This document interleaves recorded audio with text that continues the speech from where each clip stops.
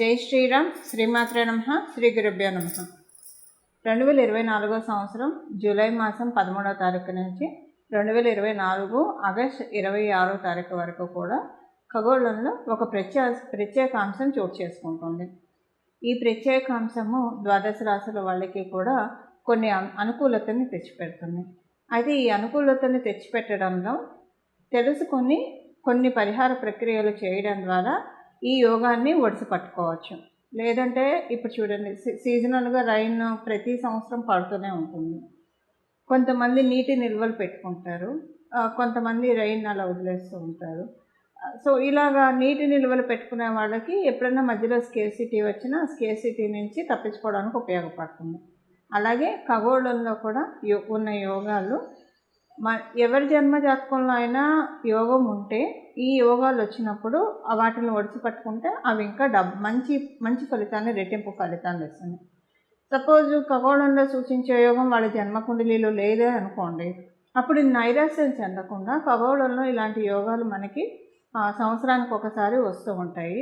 వాటిని ఒడిసి పట్టుకోవడానికి ప్రయత్నించిన మీ జన్మజాతకంలో లేని యోగాన్ని కూడా మీరు ఖగోళం ద్వారా, అంటే గోచార గ్రహస్థితుల ద్వారా వచ్చే ఈ యోగాన్ని మీరు యాక్టివేట్ చేసుకోవచ్చు. మీ కుండలిని అనుసరించి, మీ రాశిని, మీ లగ్నాన్ని అనుసరించి మీరు యాక్టివేట్ చేసుకోవచ్చు.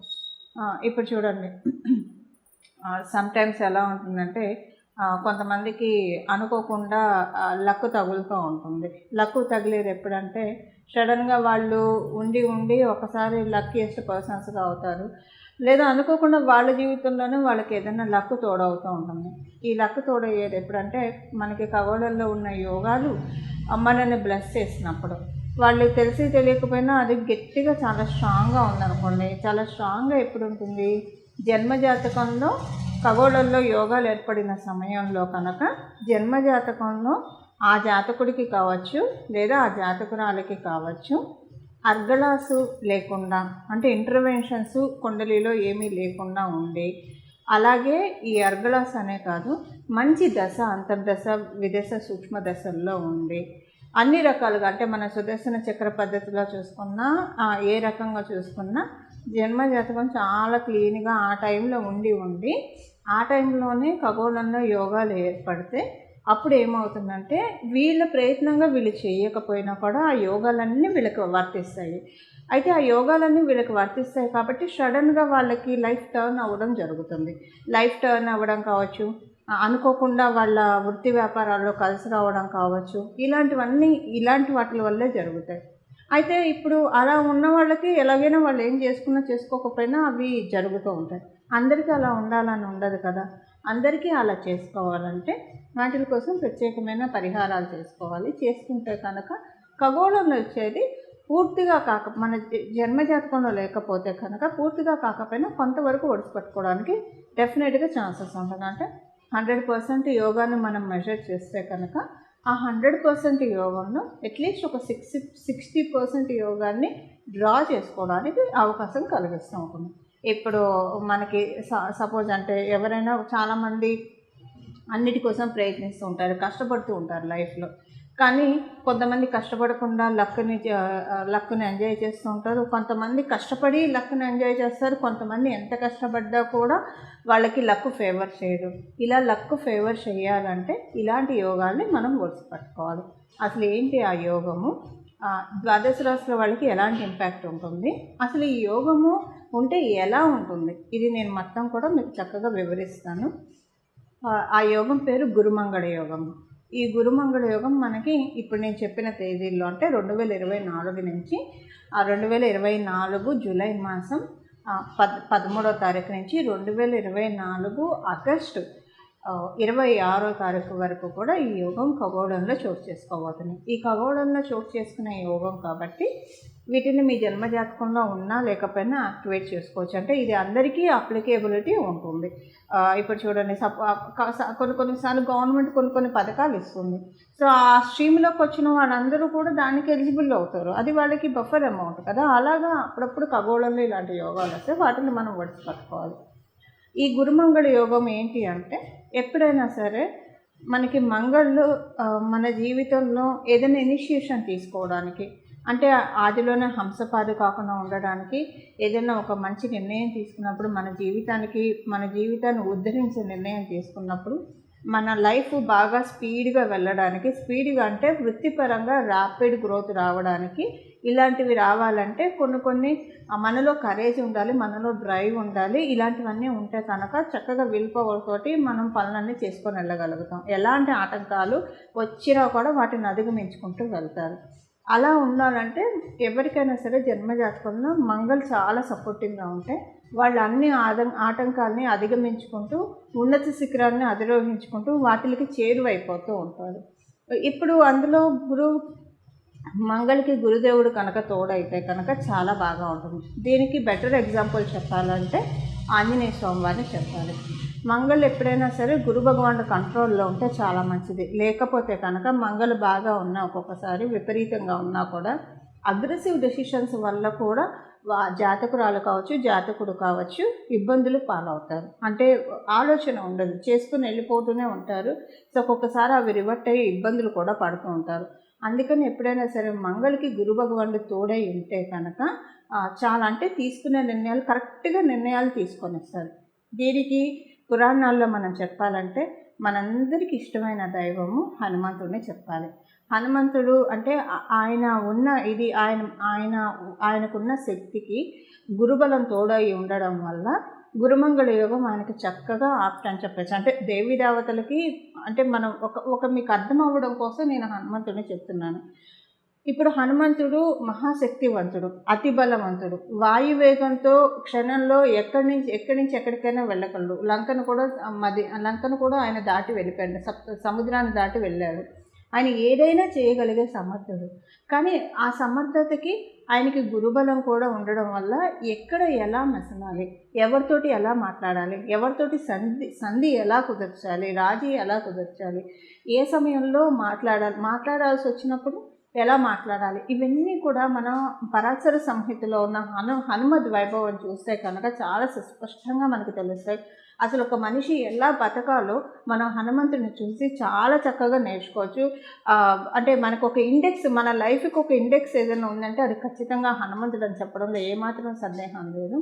ఇలాంటి ఇండెక్స్ మనకి గురుమంగళ యోగం వల్ల వస్తుంది. ఎప్పుడైనా మన ఇది సరిగ్గా ఆలోచిస్తే మన పనులు మనం చేసుకుంటూ వెళ్తే కనుక సక్సెస్ మనకి ఎప్పుడు కూడా అత్యంత చేరువలో ఉంటుంది. దాన్ని అంటే ఎన్ని ఆటంకాలు వచ్చినా వాటిని అధిగమించుకుంటూ మన ఉన్నత శిఖరాన్ని అధిరోహిస్తాము. ఎప్పుడైనా సరే మంగళకి ఒక్కొక్కసారి ఆలోచనలు అంటే ఒక్కొక్కసారి మనం తీసుకున్న నిర్ణయాలకి గురు భగవానుడు తోడై ఉంటే కనుక అవి మనకి సజావుగా వెళ్తాయి. లేకపోతే ఆవేశపడాల్సిన చోట ఒక మాట అనాల్సిన చోట కామ్గా ఉంటే అది ప్రమాదమే. లేదు, ఎక్కడైతే కామ్గా ఉండాలో అక్కడ అనవసరంగా ఆవేశపడితే అది ప్రమాదమే. ఈ రెండింటిని మనకి సరిచేస్తాడు గురు భగవానుడు. అంటే ఎక్కడైతే ఆవేశం చూపించాలో, ఎక్కడైతే ఒక మాట మనం మాట్లాడకపోతే కొంచెం ఇబ్బందులు వస్తాయో అలాంటి చోట మనల్ని మాట్లాడేట్టు చేస్తారు. సో దట్ మనకి ఇబ్బందులు రాకుండా ఉంటాయి. అలాగే అన్ని వేళలా ఆవేశం మంచిది కాదు, అలాగే అన్ని వేళలా నిదానంగా ఉండడం కూడా మంచిది కాదు. ఈ రెండింటిని బ్యాలెన్స్ చేసుకోవాలి. అన్ని వేళలా ఆవేశపడితే వాళ్ళకి కొంచెం ఇబ్బందులు వస్తాయి లైఫ్లో. సో ఈ రెండింటిని బ్యాలెన్స్ చేసే యోగమే గురుమంగళ యోగం. ఈ గురుమంగళ యోగం ఎవరి జన్మజాతకంలో అయితే ఉంటుందో వాళ్ళకి బర్త్ వాళ్ళకు ఉంటే కనుక వాళ్ళలో మనం చాలా బ్యాలెన్స్డ్ నేచర్ చూస్తాము. ఇది గురుమంగళ యోగం ఎలా ఏర్పడుతుందంటే ఆ గురువు మరియు మంగళ వీళ్ళిద్దరు ఎవరి జన్మజాతకంలో అయితే కలిసి ఉంటారో వాళ్ళకి గురుమంగళ యోగం ఏర్పడుతుంది.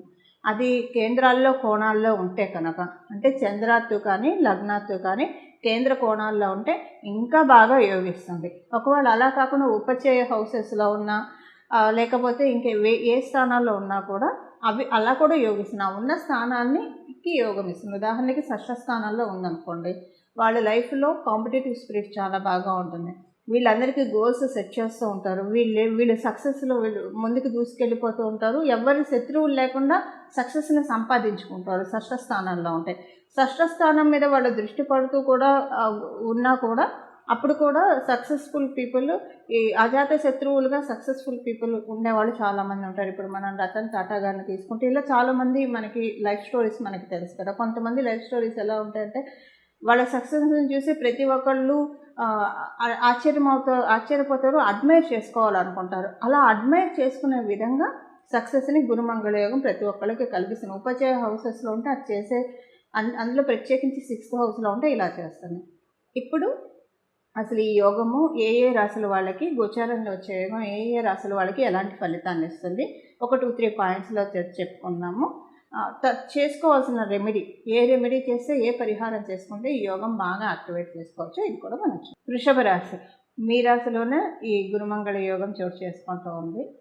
చాలా మంచిది. మీకు ఏ విషయాలు అంటే మీరు వివాహ ప్రయత్నాలు చేయడానికైతే చాలా మంచి ఇది.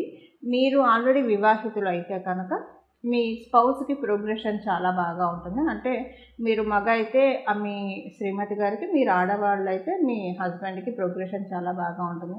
మీ ఇద్దరి మధ్య ఏమన్నా డిఫరెన్సెస్ ఉన్నా, ఏదైనా గ్యాప్ ఉన్నా అది కూడా ప్యాచప్ అయ్యే సమయము చాలా బాగా ఉంటుంది. మంచి రిలేషన్ కూడా మెయింటైన్ అవుతుంది.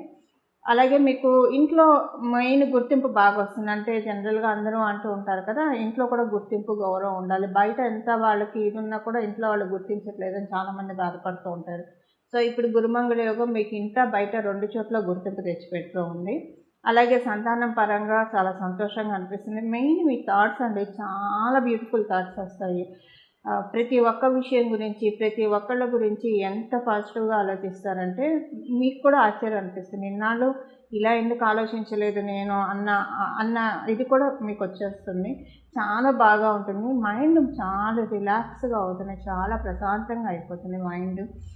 నిజమైన హ్యాపీనెస్, మానసికమైన ఆనందం, నిజమైన హ్యాపీనెస్ అన్న విషయానికి డెఫినేషన్ ఇప్పుడు వృషభ రాశి వాళ్ళకి డెఫినెట్గా పడబోతోంది. అలాగే కొంచెం మీరు అంటే ఏదన్నా కనుక ప్రయత్నిస్తూ ఉంటే, చాలా కాలం నుంచి ఏదైనా పని కోసం అవ్వకుండా ప్రయత్నిస్తూ ఉంటే అది ఇప్పుడు అవుతుంది. అది మీరు ఇల్లు కట్టుకొని గృహప్రవేశం చేసుకోవాలంటే ఆ ఇల్లు చక్కగా కంప్లీట్ అయిపోతుంది. అలాగే ఏదన్నా ఒక మంచి శుభకార్యానికి సంబంధించిన పనులు మీరు ఏమన్నా చేపట్టి అవి ఆగిపోయి ఉంటే కనుక అవన్నీ కూడా పునరుద్ధరింపబడతాయి. ఈ విధంగా మిమ్మల్ని అండ్ ఫస్ట్ మీకు అక్కడ ఉంది కాబట్టి చాలా డ్రైవ్ని ఇస్తుంది, చాలా కరేజ్ని ఇస్తుంది. ఇది మీకు చాలా బాగా, అంటే మీకు తెలియకుండానే చాలా కాన్ఫిడెన్స్ కూడా వస్తుంది గురుమంగళ యోగం వల్ల. ఇవి గురుమంగళ యోగం మీకు ప్రసాదించే ఫలితాలు. చూశారు కదండి, గురుమంగళ యోగం మీ రాశి వాళ్ళకి ఎలాంటి ఫలితాన్ని ప్రసాదిస్తుందో. ఇప్పుడు చేసుకోవాల్సిన రెమెడీ, అసలు మీ రాశిలో ఈ యోగం ఉందో లేదో మీకు తెలియదు, కానీ ఇది గోచరంలో ఉంది కాబట్టి మీకు తెలియాల్సిన అవసరం కూడా లేదండి. చక్కగా ఈ పరిహారం చేసుకోండి. మీరు ఖచ్చితంగా చాలా అంటే మంచి మార్పు చూస్తారు. అసలు ఫస్ట్ మీ ఆలోచనలోనే ఒక మంచి మార్పు వస్తుంది. నేను చేయలేను, నేను సాధించలేను, నేను పనికొస్తానా ఏదైనా సాధించడానికి అన్న ఆలోచనకి కట్ చేసేస్తాడు. కట్ అయిపోయి ఆ ఆలోచన బ్రేక్ అయిపోయి నేను ఎందుకు చేయలేను, ఇంతమంది చేస్తుండగా కొంతమంది చేస్తుండగా ఆ కొంతమందిలో నేనెందుకు ఉండకూడదు, ఇలాంటి ఆలోచనలు వస్తాయి. అంటే ఒక బ్రేవ్నెస్, మనకి ఒక బ్రేవ్నెస్, ఒక డ్రైవ్, చక్కటి డ్రైవ్ గురువు మంగళులు ఇద్దరూ కలిసి తీసుకొస్తారు. ఇప్పుడు ఆ పరిహారం ఏంటో చూద్దాం. దీనికి ఇది మనకి జూలై 13వ తారీఖు నుంచి ప్రారంభమై ఆగస్టు 26వ తారీఖు వరకు ఉంటుంది. కాబట్టి ఈ రోజుల్లో, ఇప్పుడు మనం తెలుసుకున్న ఈ రోజుల్లో సుందరాకాండ పారాయణం చేయాలి. సుందరాకాండ పారాయణం 11 రోజులు చేస్తారా, 21 రోజులు చేస్తారా, మీ ఇష్టం, మీ అనుకూలతను బట్టి చేసుకోండి. సుందరాకాండ ఎలా పారాయణ చేస్తారు, నియమనిష్టంతోటి.